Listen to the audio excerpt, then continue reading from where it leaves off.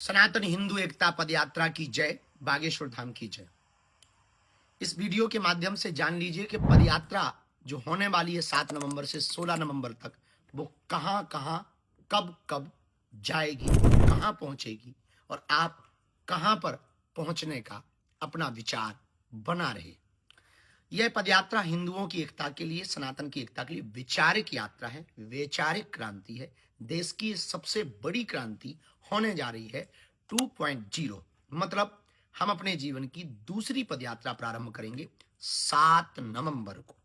7 नवंबर वही दिन है जिस दिन धर्म सम्राट स्वामी करपात्री जी पर गोलियां चलाई गई थी। यह शायद लगभग 1966 की पुरानी बात है। अब ये 2025 की नई बात है कि वही तिथि दिल्ली में फिर से दोहराई जाएगी 7 नवंबर को। 7 नवंबर को कात्यायनी माता मंदिर दिल्ली में छतरपुर में प्रातः काल 9:30-10 बजे पदयात्रा प्रारंभ होगी और यह पदयात्रा 7 तारीख को जिरखोद मंदिर में पहुंचेगी। जिरखोद मंदिर में रात्रि विश्राम होगा और यहां पर भोजन होगा। इसके बाद 8 तारीख को प्रातःकाल राष्ट्रगान और हनुमान चालीसा करके फिर पदयात्रा प्रारंभ होगी। 7 तारीख को जब पदयात्रा प्रारंभ होगी तो राष्ट्रगान होगा, हनुमान चालीसा का पाठ होगा, 2 ध्वज चलेंगे, एक आगे धर्म ध्वज होगा, एक पीछे धर्म ध्वज होगा। पदयात्रियों से प्रार्थना है उस धर्म ध्वज को लांघ कर आगे नहीं जाना है, उसी के अंतर्गत रहना है ताकि यह अनुष्ठानमय, हमारा अध्यात्ममय यात्रा का स्वरूप बना रहे। इस पदयात्रा में अखंड महामंत्र का कीर्तन होगा। इस पदयात्रा में गौ माता भी साथ में चलेगी, साधु संतों का कमंडल चलेगा और बागेश्वर धाम का सुंदरकांड और बागेश्वर धाम का मंडल चलेगा। तो रात्रि काल विश्राम में 7 तारीख को हम जिरखोद मंदिर में करेंगे, यहां भजन कीर्तन करेंगे। सुबह हो जाएगी 8 तारीख को जब प्रातः काल हनुमान चालीसा और राष्ट्रगान के साथ यात्रा प्रारंभ होगी तो दोपहर में 12 बजे हम पहुंचेंगे मेडिकल कॉलेज के पास। वहां पर मेडिकल कॉलेज के पास में चलित भोजन होगा, दोपहर का भोजन होगा और फिर 7 किलोमीटर चलेंगे, रात्रि विश्राम करेंगे दशहरा मैदान फरीदाबाद में। 8 तारीख की रात पूरी विश्राम जब वहां कर लेंगे तो लग जाएगी तारीख 9 और 9 तारीख को प्रातःकाल फिर पदयात्रा प्रारंभ होगी जो दोपहर काल में फरीदाबाद से बल्लभगढ़ मंडी पहुंचेगी। वहां पर भी भोजन होगा, चर्चा होगी, थोड़ा विश्राम होगा और हिंदू एकता के लिए संकल्प दिला करके फिर दोपहर में भोजन करके हम लोग चल पड़ेंगे बल्लभगढ़ मंडी से और 9 तारीख को रात्रि में पहुंच जाएंगे सीकरी, जहां अग्रवाल जी की भूमि है। वहां पर रात्रि विश्राम करेंगे, आध्यात्मिक चर्चा करेंगे, संतों के उद्बोधन होंगे और सांस्कृतिक कार्यक्रम होगा और रात्रि विश्राम करेंगे। तारीख लग जाएगी तब 10 दूसरे दिन। फिर सुबह वही हनुमान चालीसा, सुंदरकांड और सीकरी से पदयात्रा को उठाया जाएगा और दोपहर में 10 तारीख को पहुंचेंगे हम पृथला, जहां लूथरा जी की भूमि है। वहां पर भोजन पाएंगे, संवाद करेंगे और लोगों से मिलेंगे, रास्ते में भी मिलेंगे, चलते चलते भी मिलेंगे और वहां भी पृथला में मिलेंगे। 10 तारीख को फिर हम 7 किलोमीटर पृथला से चलने के बाद पहुंचेंगे पलवल। पलवल में 10 तारीख को सेकेंडरी स्कूल में होगा विश्राम, वहां भी सांस्कृतिक कार्यक्रम होगा, भोजन होगा और जो पदयात्री हैं उनके साथ संवाद होगा कि कैसा आपका अनुभव रहा इस चौथे पड़ाव पर। 5वें पड़ाव की पदयात्रा प्रारंभ होगी प्रातःकाल 7 बजे 11 तारीख को और 11 नवंबर को यह पदयात्रा पलवल से जब चालू होगी तो पलवल के आगे 7 किलोमीटर बाद एक शुगर मिल है, वहां पर ये दोपहर के भोजन के लिए रुकेगी और दोपहर का भोजन होगा, लोगों से संवाद होगा, सामाजिक समरसता की चर्चा होगी, वैचारिक बातें होंगी और भारत को समृद्ध बनाने के लिए, हिंदू राष्ट्र बनाने के लिए हम सब प्रण लेंगे। फिर 11 तारीख को रात्रि में पहुंचेंगे 7 किलोमीटर की पदयात्रा फिर करके। एक दिन में लगभग 15 किलोमीटर की यात्रा है टोटल। 7 किलोमीटर पर पहला विश्राम और रात्रि विश्राम फिर 11 तारीख को होगा मित्रौल में, जहां प्रधान जी का भूमि है। वहां पर 11 तारीख को रात्रि में पहुंचेंगे, जहां सामाजिक समरसता का भोज किया जाएगा। पदयात्रा पहुंच जाएगी फिर छठवें पड़ाव पर और तारीख बदल जाएगी और तारीख हो जाएगी 12 तारीख को प्रातःकाल मित्रौल से हनुमान चालीसा और राष्ट्रगान गा करके आगे बढ़ेंगे। और जब आगे बढ़ेंगे तो 7-8 किलोमीटर की यात्रा करके पहुंचेंगे हम लोग बनचारी, जहां जेबीएम जगह है।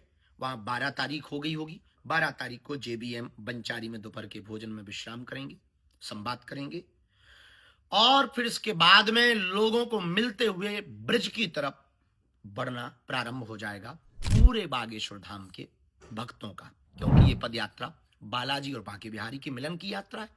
तो बड़ा उत्साह के साथ जब ब्रिज की तरफ बढ़ेंगे तब पहुंच जाएंगे हम लोग होडल मंडी।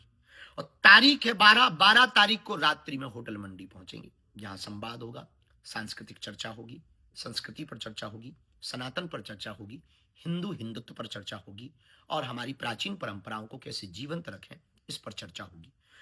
तब तक तारीख बदलेगी, रात्रि विश्राम होगा, तारीख बदलेगी और तारीख लग जाएगी 13। बहुत कम समय बचेगा ब्रिज पहुंचने का।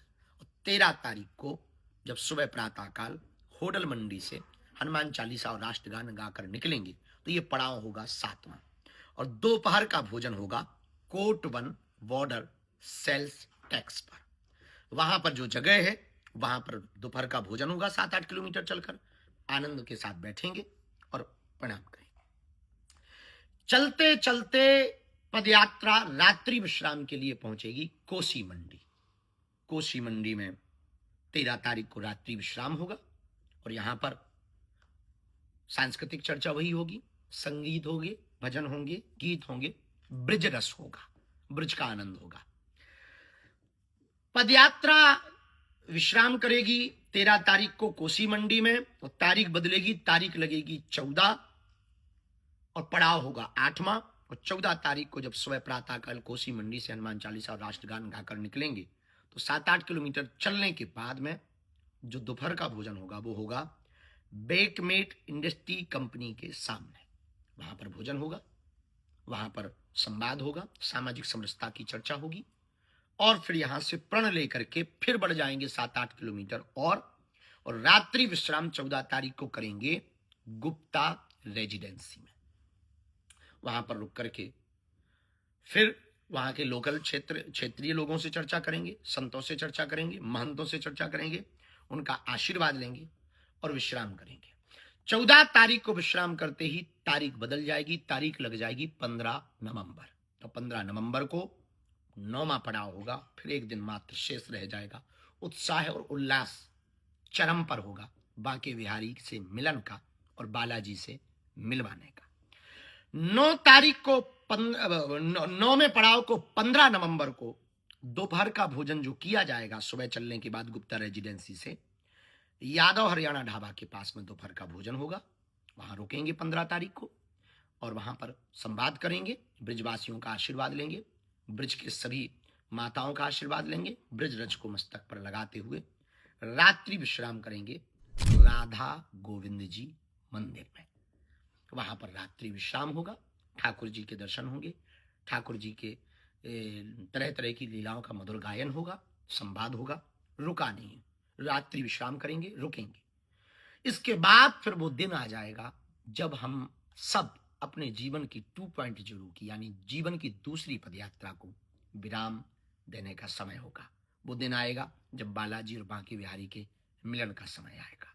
वो दिन होगा जो पदयात्री 10 दिन से नई नई यादें तरोताजा करके लोगों से मिलकर, हिलकर, मिलकर, चल करके जब हम लोग नई नई कहानियां को गढ़ पाएंगे, समझ पाएंगे, जान पाएंगे और भारत के लिए कुछ कर पाएंगे और फिर यहाँ से विदा होने का समय होगा अपने अपने घरों की वापसी। कोई ट्रेनों से जाता दिखाई पड़ेगा, कोई बसों से जाता दिखाई पड़ेगा, तो कोई उत्साह लेकर जाता दिखाई पड़ेगा, तो कोई बांके बिहारी से बिछड़न का विरह लेकर के जाता दिखाई पड़ेगा। और तारीख बदलेगी, 15 से होगी 16 और 16 नवंबर को वो दिन अभूतपूर्व होगा। राधा गोविंद जी के मंदिर से चलकर 7-8 किलोमीटर दूर 4 धाम छठी करा में भोजन होगा, प्रसाद होगा और फिर इसके बाद में यहां से बांके बिहारी के चरणों में जाकर के यात्रा विश्राम करेगी और यात्रा बालाजी की यात्रा बांके बिहारी के चरणों में मिल जाएगी और जीवन का, भारत का एक दूसरा अध्याय गढ़ जाएगा। सनातन संस्कृति का एक नया अध्याय लिख जाएगा। हिंदू डरपोक नहीं है, हिंदू डरा हुआ नहीं है, हिंदू एक है, हिंदू संगठित है, हिंदू जागा हुआ है, हिंदू अब भागने वाला नहीं है, हिंदू अब जाग चुका है। ये नया अध्याय इतिहास के पन्नों पर 16 तारीख को लिख जाएगा। आप कहाँ पहुंच रहे हो अपने देश के लिए, राष्ट्र के लिए, सनातन के लिए, हिंदुत्व के लिए? बना लो अपना मूड, कर लो तैयारी 7 नवंबर से 16 नवंबर तक।